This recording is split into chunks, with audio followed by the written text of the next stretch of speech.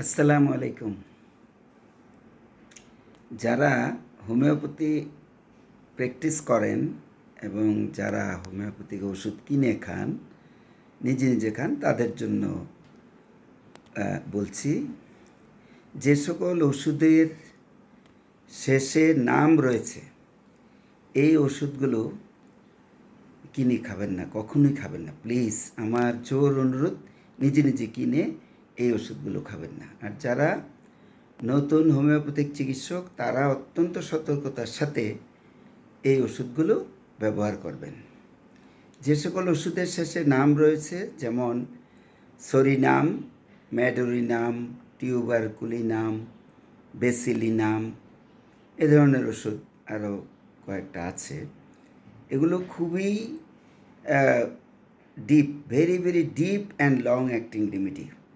এগুলো hereditary connected disease, বংশ পরস্পরার যে রোগ মানুষের শরীরে আসে, তার উপরে ভালো কাজ করে। সেজন্য কিনে আমরা কখনো খাবো না এবং নিজে নিজে এই ওষুধগুলোর ব্যবহার করব না। ভালো থাকবেন। আল্লাহ হাফেজ।